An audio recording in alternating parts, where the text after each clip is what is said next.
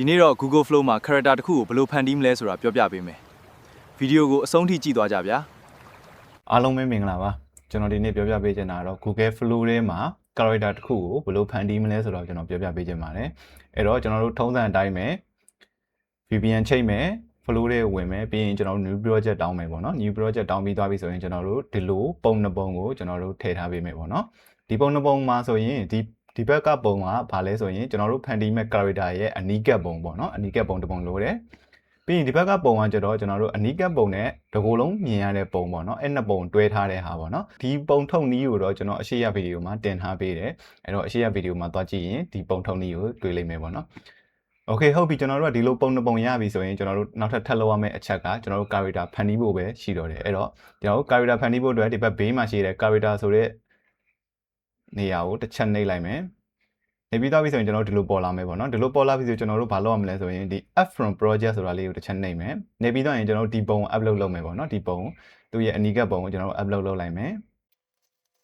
โอเคဒါဆိုရင်ကျွန်တော်တို့ပုံရောက်ပြီပေါ့နော်ပုံရောက်ပြီဒီမှာဆိုရင်အခုမြင်နေရတာကကျွန်တော်တို့ character ကို set up လုပ်ရမှာပေါ့နော်အဲ့တော့ကျွန်တော်တို့ဒီအပေါ်မှာအရင်ဆုံးလုပ်ရမယ့်အချက်က character ကိုကျွန်တော်တို့နာမည်ပေးရမှာပေါ့နော်ဒီမှာဆိုရင် untitled character ဆိုပြီးဖြစ်နေတယ်အဲ့ဒါကိုကျွန်တော်တို့တစ်ချက်ထောက်လိုက်မယ်ထောက်ပြီးတော့ကျွန်တော်တို့နာမည်ပေးလိုက်မယ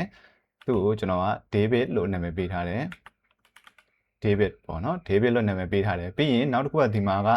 သူ့ရဲ့အတန်ကိုကျွန်တော်တို့ရွေးချယ်လို့ရတယ်ပေါ့နော်အဲ့တော့သူ့မျက်နှာနဲ့ like မဲ့အတန်ပေါ့နော်သူနဲ့ like မဲ့အတန်ကိုကျွန်တော်တို့ရွေးလိုက်မယ်ကျွန်တော်ဒီမှာအတန်ဆိုရင်မျိုးစုံရှိရပေါ့နော်ယောက်ျားလေးအတန်ဆိုရင်လည်းမျိုးစုံရှိရmiddle pitch high pitch lower pitch မျိုးစုံရှိတယ်ပေါ့နော်အဲ့ဒီကိုအဆင်ပြေတဲ့ဟာကိုရွေးလို့ရတယ်အတန်ကိုကျွန်တော်တို့ preview နားထောင်နေတယ်ဆိုရင်ဒီဘက်ဘေးမှာရှိတဲ့ play button လေးကိုတစ်ချက်နှိပ်ကြည့်လိုက် Hi there. We're introducing a new feature where I can read this aloud in a natural human-like voice. Okay အဲ့လိုမျိုးပေါ့နော်ကျွန်တော် preview လေးကြည့်ပြီးတော့အဆင်ပြေမယ်အတန်လေးကိုရွေးလိုက်မယ် Hi there. We're introducing a new feature where I can read this aloud in a natural human-like voice. Okay ကျွန်တော်ဒ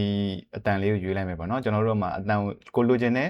voice ကိုရွေးပြီးသွားပြီဆိုရင်ကျွန်တော်ဒီမှာ add to character ဆိုတာကိုတစ်ချက်နှိပ်လိုက်မယ်ဒါဆိုရင်ဒီမှာ character လေးဝင်သွားပြီပေါ့နော်အဲ့တော့ကျွန်တော်တို့ဒီ character ရဲ့အတန်ဒီအတန်ဖြစ်မယ်ပေါ့နော်ပြီးရင်နောက်ထပ်တစ်ခုကကျတော့ဗာလဲဆိုတော့ကျွန်တော် character information ပေါ့နော် character information ကကျတော့ဘာကိုပြောတာလဲဆိုတော့ကျွန်တော်တို့က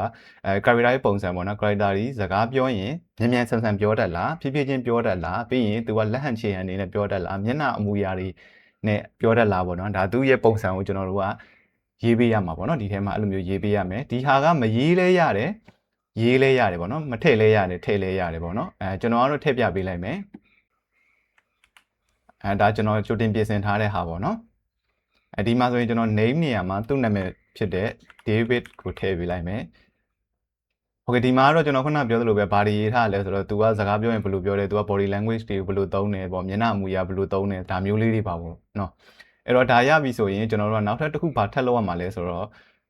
ဒီမှာကပုံကကျွန်တော်တို့သူ့ရဲ့ close up ပုံပဲရသေးတာပေါ့နော်သူ့ရဲ့ close up ပုံပဲရသေးတာဖြစ်တဲ့အတွက်ကျွန်တော်တို့ဒီအနေထားနဲ့ကျွန်တော်တို့က character ကိုဖန်တီးလိုက်မယ်ဆိုရင်ဘာဖြစ်လာနိုင်လဲဆိုတော့ဒီ character နဲ့ပုံထုတ်တဲ့အခါမှာကျွန်တော်တို့ကဘောင်းမီတွေဖက်နက်တွေအောက်ပိုင်းကဘယ်လိုပုံစံရှိတယ်ဆိုတာကို तू ကမသိတော့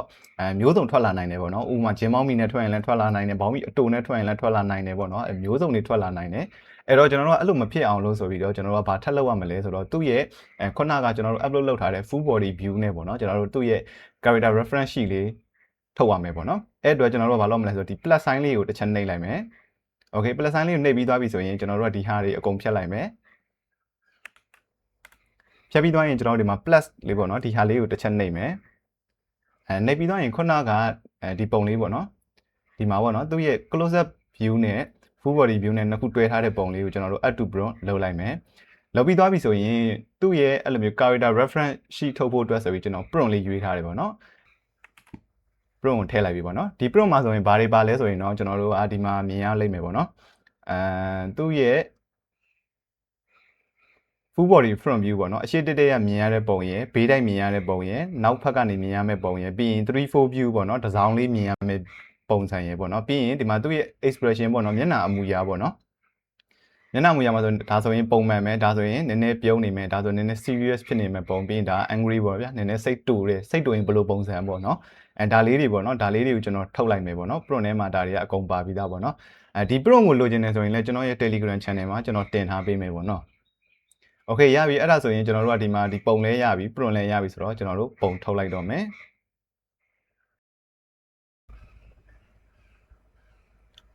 ဒီမှာဆိုကျွန်တော်တို့လိုချင်တဲ့ပုံရလာပြီပေါ့နော်ကျွန်တော်ခဏပြောတဲ့အတိုင်းပဲ prompt ထဲမှာကျွန်တော်ရေးထားတဲ့အတိုင်း front view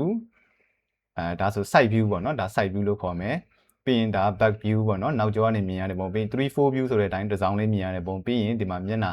အမူအရာပေါ့နော်ဒါပုံမှန်ပဲဒါနည်းနည်းလေးပြုံးနေတယ်ပြီးရင်ဒါ serious ဖြစ်နေတယ်ဒါ angry ဖြစ်မဲ့ပုံပေါ့နော်ကျွန်တော်တို့ဒီလိုရှိလေးရလာပြီဆိုရင်ဒါအဆင်ပြေပြီအဲ့တော့ကျွန်တော်ဒီ character ကို character တစ်ခုကိုကျွန်တော်တို့ set လုပ်တဲ့အခါမှာလိုအပ်တဲ့အရာတွေကဒါတွေပဲပေါ့နော်အဲ့တော့နာမည်လိုတယ်ပြီးရင်သူ့နဲ့ like ဖတ်မဲ့အတန်တစ်ခုပေါ့နော်အတန်တစ်ခုလေးရွေးလိုက်မယ်ပြီးရင်ဒီအောက်မှာ information ကထည့်လဲရတယ်မထည့်လဲရတယ်ပြီးပြီဆိုရင်ကျွန်တော်တို့ကပုံပေါ့နော်ပုံက2ပုံလိုတယ်ဒီအရှိမဆိုရင်သူ့ရဲ့ close up ပုံပြီးရင်အနောက်မှာကျတော့ဒီလိုမျိုးပေါ့နော် character reference sheet ပေါ့ဗျာအများကြီးကျွန်တော်ထည့်ထားပေးတယ်ဗျာ view မျိုးစုံနဲ့ပေါ့နော်ဒီလိုပုံ2ပုံလိုမယ်ဒါဆိုရင်ကျွန်တော်တို့က character တစ်ခုအတွက်လိုအပ်တဲ့ဟာတွေအကုန်ပြည့်စုံသွားပြီအဲ့တော့ကျွန်တော်တို့ဒီမှာဒီ done ကိုနှိပ်လိုက်မယ်โอเคဒီမှာဆိုရင်ကျွန်တော်တို့ character ရပြီပေါ့ဗျာဒီမှာကြည့်လိုက်ပေါ့နော်ဘယ်ဘက်အပေါ်ထောက်မှာဒီလူပုံလေးနဲ့ဆိုရင်မြင်ပြီဆိုရင်ဒါ character လို့မှတ်လိုက်ပေါ့နော်ပြီးရင်အောက်မှာသူ့ရဲ့နာမည်ပါတယ်အဲ့တော့ဒါက character ရပြီဒီ character နဲ့ကျွန်တော်တို့ပုံတွေထုတ်လို့ရပြီဗီဒီယိုတွေထုတ်လို့ရပြီဗီဒီယိုထုတ်တဲ့အခါမှာဆိုရင်လည်းကျွန်တော်တို့ကခုနကအတန်ဟိုဟာတခါလေးရွေးထားပြီးသားဖြစ်လို့အခုထုတ်မဲ့ဗီဒီယိုမှာလည်းဒီအတန်ပဲနောက်ထပ်ထုတ်မဲ့ဗီဒီယိုမှာလည်းဒီအတန်ပဲပေါ့နော်အဲ့တော့ဟိုပထမထုတ်တုန်းကတော့အတန်တစ်မျိုးနောက်ထပ်ထုတ်တော့အတန်တစ်မျိုးဆိုပြီးအတန်တွေကွဲသွားမှာတွေမစိုးရင်ရတော့ဘူးပေါ့နော်အဲ့တော့အရင်ဆုံးအနေနဲ့ကျွန်တော်ဘာလုပ်ပြပေးရမလဲဆိုရင်ဒီမှာကျွန်တော်ပုံထုတ်ပြပေးမယ်ပေါ့နော်ဒီ character ကိုသုံးပြီးတော့ပုံထုတ်ပြပေးမယ်အဲ့တော့ကျွန်တော် prompt လေးရိုက်လိုက်မယ်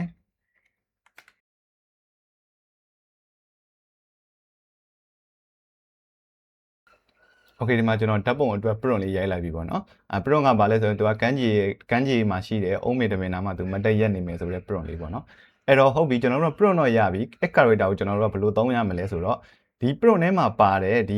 ကျွန်တော်တို့လိုချင်တဲ့ character ကို mention လုပ်တဲ့နေရာလေးပေါ့နော်ဒီမှာဆိုရင်တစ်ချက်ကြည့်လိုက်ဗျာ median short image of the Yemen ပေါ့နော် the Yemen ဆိုတဲ့နေရာလေးပေါ့နော် and the Yemen ဆိုတော့ကျွန်တော်တို့ကဘယ်သူ့ကိုပြောရလဲဆိုတော့ David ကိုပြောတာပေါ့နော်အဲ့တော့ကျွန်တော်တို့ David ကိုဒီနေရာလေးမှာကာစာချပြီးတော့ add လေးနှိပ်လိုက်မယ် add လေးနှိပ်လိုက်ရင်ဒီလိုပေါ်လာမယ်ပေါ့နော်ဒီလိုပေါ်လိုက်ဒီမှာ character ကိုမြင်ရတယ်ပေါ့နော်အဲ့လိုမဟုတ်ဘဲနဲ့ဒီဘက်ဘေးမှာရှိတဲ့ character ကိုတစ်ချက်နှိပ်လိုက်လဲရတယ်character နှိပ်လိုက်ပြီးဆိုဒီမှာ David ဆိုတာပေါ်လာပြီပေါ့နော်အဲ့တော့ကျွန်တော်ဒီ David ကို select မှတ်ပြီးတော့ add to prompt နှိပ်လိုက်မယ်ဒါဆိုရပြီပေါ့နော်အဲ့တော့ the Yemen ဆိုတာ David ကိုပြောတာဖြစ်တဲ့အတွက် David ရဲ့ပုံထွက်လာမှာပေါ့နော်အဲ့တော့ကျွန်တော် prompt လဲရပြီ character ကိုလည်း prompt ထဲမှာထည့်ပြီးသွားပြီဆိုရင်ကျွန်တော်ပုံထုတ်ကြည့်လိုက်မယ်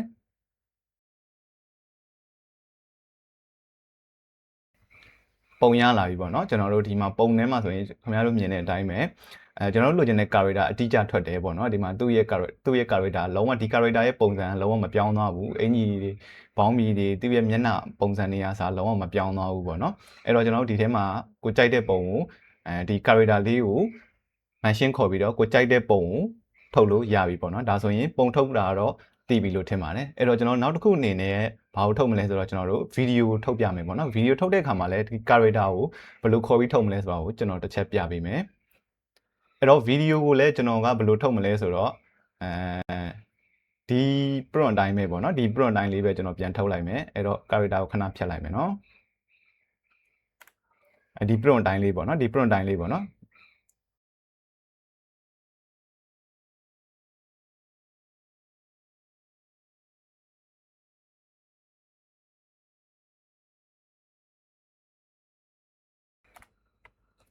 โอเคကျွန်တော် prompt ရပြီပေါ့နော် prompt မှာဆိုရင်လည်းကျွန်တော်ခုနပြောသလိုပဲဒီ prompt လေးပဲပေါ့နော်ဒီမှာသူကန်းကြီးမှာသူမတ်တက်ရက်နေတယ်ပြီးတော့သူစကားပြောမယ်ပေါ့နော်ပြီးရင်သူထွက်သွားမယ်ဆိုတာကိုကျွန်တော်ကရေးထားတယ်အဲ့တော့ဒီမှာဆိုရင်လည်းကြည့်လိုက်ပါနော်ဒီ prompt ထဲမှာဆိုရင်လည်းခုနကျွန်တော်ပြောသလိုပဲကျွန်တော်တို့လိုချင်တဲ့ character ကို mention လုပ်တဲ့နေရာလေးကိုတစ်ချက်ကြည့်ပေါ့နော်ဥပမာဒီမှာဆိုရင်လည်း median shot of the Yemen ပေါ့နော် the Yemen ဆိုတဲ့နေရာမှာပဲကျွန်တော်တို့ထုံးစံတိုင်း add လေးခေါ်ပြီးတော့ character လေးသွားမယ်ပြီးရင် David ဆိုတဲ့ဟာကို add to prompt နှိပ်လိုက်မယ်ဒါဆိုရပြီပေါ့နော်ဒါဆိုရပြီကျွန်တော်တို့ကအဓိကဒီ character ဒီ the Yemen ဆိုတဲ့ character ဒီ David ကိုသုံးမယ်ဆိုတဲ့အတိတ်ပဲကိုတက်ရောက်တယ်ပေါ့နော်ဒီလိုမျိုးလေးသုံးလိုက်ရင်ရပြီပေါ့နော်အဲ့တော့ကျွန်တော်ဗီဒီယိုထုတ်ပြပေးမယ် ဒီမှာမြန်မာစကားပြောဖြစ်တာမြန်မာစကားပြောထားတာဖြစ်တဲ့အတွက်မြန်မာစကားပြောမှန်တာဒီ Omni Flash ပေါ့နော် Omni Flash ဒီမှန်တယ်ပြီးရင် video 3.1 live မှာ fast မှာလဲပေါ့နော်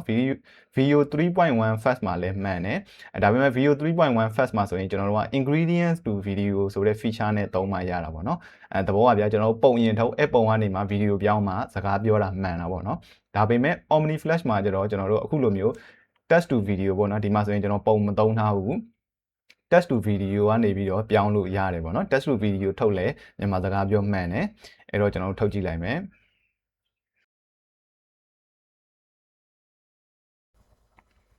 ဗီဒီယိုရပြီပေါ့နော်ကျွန်တော်ဗီဒီယိုရပြီဒီမှာဆိုရင် error လေးပါလာတယ်ဘာလဲဆိုရင်ကျွန်တော်ဒီမှာ David ဆိုတဲ့နေရာမှာ VID ကအမဲအောင်ပြောင်းသွားတာပေါ့နော်ဒီမှာဆိုရင်တော့မပြောင်းဘူးဒီမှာမှန်တယ်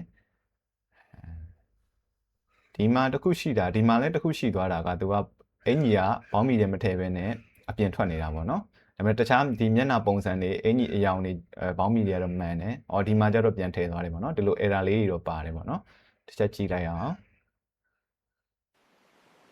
Akuso, character Pandini တည်သွားပြီလို့ထင်ပါတယ်။ခင်ဗျားတို့လိုချင်တဲ့ character နဲ့အသစ်သော video များကိုဖန်တီးကြပါစေဗျာ။ဒီလိုမျိုးပေါ့နော်ဗီဒီယိုထုတ်ပြီဆိုလည်းအဲ့လိုမျိုးထုတ်ရတယ်ပေါ့နော်ဒီမှာတော့ error လေးတွေပါတယ်ဒါကတော့ AI ဗီဒီယိုတွေထုတ်နေကြလူတွေဆိုရင်တော့နားလဲပါလိမ့်မယ်Akuso, character Pandini တည်သွားပြီလို့ထင်ပါတယ်။ခင်ဗျားတို့လိုချင်တဲ့ character နဲ့အသစ်သော video များကိုဖန်တီးနိုင်ကြပါစေဗျာဒီမှာစကားပြောတာအဆင်ပြေတယ်ဒါပေမဲ့သူ့ရဲ့ရင်ဘတ်က David ဆိုတဲ့စာသားလေးပဲမှားနေတာပေါ့နော်ဒီလို error လေးတွေတော့ပါတတ်တယ်အဲ့တော့ကျွန်တော်တို့စိတ်ကြိုက်မဖြစ်မချင်းတော့ဗီဒီယိုလေးတွေပြန်ထုတ်ပြီးတော့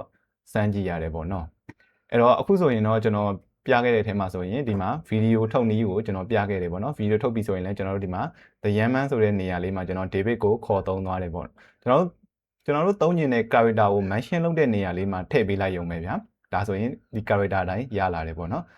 ပြီးရင်ကျွန်တော်နောက်ထပ်တစ်နည်းပြချင်တာကကျွန်တော်တို့ဒီဓာတ်ပုံကနေပြီးတော့ဗီဒီယိုပြောင်းတဲ့အခါမှာပေါ့နော်သုံးနည်းလေးကျွန်တော်ပြပေးမယ်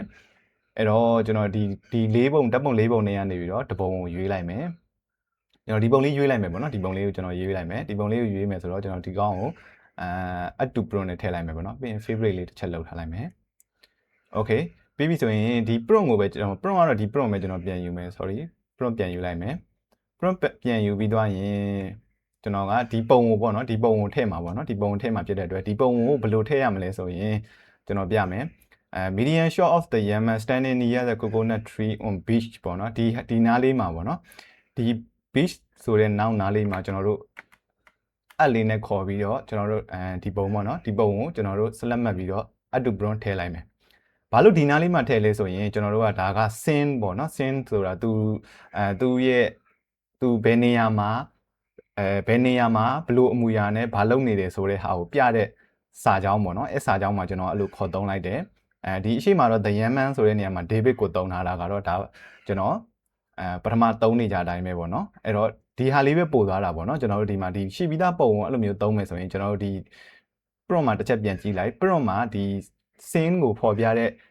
စာကြောင်းရဲ့နောက်ဆုံးမှာကျွန်တော်တို့ဒီ mention လေးခေါ်ပြီးတော့ထည့်လိုက်လဲရတယ်ပေါ့နော် okay ဒီမှာဆိုရင်ဒါရပြီပေါ့နော်ဒီအတိုင်းလေးပဲကျွန်တော်တို့ဒီအရှိမ The Yaman နေရာမှာ David ကိုခေါ်သုံးလိုက်တယ်ပြီးတော့ဒီကမ်းခြေကအုံးမစ်တပင်နားမှာသူကမတ်တက်ရက်နေတယ်ဆိုတဲ့စာကြောင်းမှာကျွန်တော်တို့ကဒီပုံလေးကိုခေါ်သုံးလိုက်တယ်ပေါ့နော်ဒီပုံလေးကိုခေါ်သုံးလိုက်တယ်ဒါပဲပေါ့နော်ကျန်တာတော့ကျွန်တော်ဘာမှမပြောင်းတော့ဘူးအဲ့ဒါကိုမှကျွန်တော်ဒီတစ်ခေါက်ကျတော့ Omni Flash နဲ့မဟုတ်ဘဲနဲ့ Video 3.1 Fast နဲ့ကျွန်တော်ထုတ်ပြပေးမယ်Video 3.1 Fast နဲ့ပေါ့နော် Video 3.1 Fast ကိုနှစ်ပုံနဲ့ကျွန်တော်ထုတ်ပြပေးမယ်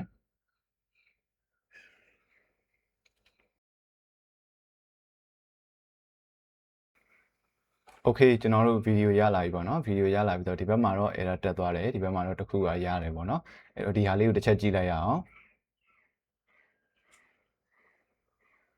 အခုဆို character Pandini ကိုတည်သွားပြီလို့ထင်ပါတယ်လိုချင်တဲ့ character နဲ့ video များကိုဖန်တီးနိုင်ကြပါစေဗျာโอเคဒီလိုပေါ့နော်ဒီမှာဆိုရင်သူ့ရဲ့ကျွန်တော်တို့ဒီ character ရဲ့ဝက်စားတွေလည်းမပြောင်းဘူးမျက်နှာတွေလည်းမပြောင်းဘူးပြီးတော့စကားပြောတဲ့လေတံပေါ့နော်စကားပြောတဲ့အတန်လည်းမပြောင်းဘူးအရင်ဒီမှာထွက်ထားတဲ့အတန်အတိုင်းပဲပေါ့ဗျာအခုဆို character Pandini တည်သွားပြီလို့ထင်ပါတယ်ခင်ဗျားတို့လိုချင်တဲ့ character နဲ့အသစ်သော video များကိုဖန်တီးနိုင်ကြပါစေဗျာဒီကအတန်နဲ့ဒီအပေါ်ကအတန်နဲ့တူတယ်ပေါ့နော်အခုဆို character Pandini ကိုတည်သွားပြီလို့ထင်ပါတယ် လိုချင်တဲ့ character နဲ့ video များကိုဖန်တီးနိုင်ကြပါစေဗျာ Okay ဒါမျိုးပေါ့နော်အဲ့တော့ဒီဟာကကျွန်တော်အခုပြပေးလိုက်တဲ့နီလန်ကတော့ကျွန်တော်တို့ဒီ video 3.1ပေါ့နော် video 3.1 first နဲ့ထုတ်ပြပေးသွားတာပေါ့နော်pro မှာကျွန်တော်တို့ဘယ်လိုသုံးမလဲဆိုရင်ကျွန်တော်အခုပြထားတဲ့အတိုင်းပဲကျွန်တော်တို့ဒီ character mention တဲ့နေရာမှာ character လေးကိုခေါ်ပြီးသုံးလိုက်မယ်ပြီးရင်ကျွန်တော်တို့ဒီ scene ပေါ့ဗျာ scene ဆိုတာတော့ကျွန်တော်တို့ဒီသူ့ရဲ့ဒီဓာတ်ပုံကိုဖော်ပြတဲ့နေရာပေါ့ဒီမှာဆိုရင်သူကကန်းကြီးကအုံးမင်တပင်နားမှာမတက်ရက်နေတယ်ဆိုတော့ပုံစံကိုဖော်ပြတဲ့စာကြောင်းမှာကျွန်တော်တို့အဲ့ဓာတ်ပုံလေးကိုခေါ်ပြီးတော့ဒီဓာတ်ပုံလေးကိုခေါ်ပြီးတော့သုံးသွားတယ်ပေါ့နော်အဲ့တော့ဒီနည်းတိုင်းပဲကျွန်တော်တို့နောက်ထပ်ဗီဒီယိုတွေမှာလည်းခင်ဗျားတို့လိုချင်တဲ့ပုံစံကိုခေါ်ပြီးတော့သုံးသွားလို့ရတယ်ဓာတ်ပုံထုတ်တဲ့အခါမှာလည်းအဲ့လိုပဲပေါ့နော်ဗီဒီယိုထုတ်တဲ့အခါမှာလည်းအဲ့လိုပဲအဓိကကျွန်တော်တို့ကဒီ character ကိုဖော်ပြတဲ့နေရာလေးပေါ့ဗျာ mention လုပ်တဲ့နေရာလေးမှာကျွန်တော်တို့ကခေါ်ပြီးသုံးပေးသွားရင်အဆင်ပြေပြီပေါ့နော် okay အဲ့တော့အားလုံးအဆင်ပြေကြမယ်လို့ထင်ပါတယ်အခုကျွန်တော်ဒီနေ့ပြသွားတာကတော့ဒီ flow ထဲမှာ character တစ်ခုကိုဘယ်လိုဖန်တီးလဲပြီးရင် character ကိုဘယ်လိုသုံးသွားလဲဆိုတာကိုကျွန်တော်ပြပေးသွားတာဖြစ်ပါတယ်အားလုံးကိုကျေးဇူးတင်ပါတယ် တယောက်နဲ့တယောက်အသုံးပြုနည်းမတူတာကြောင့်ခမားတို့အသုံးပြုနေတဲ့ Neeland တွေရှိရင်လဲ comment မှာပြောပြပေးသွားကြပါအောင်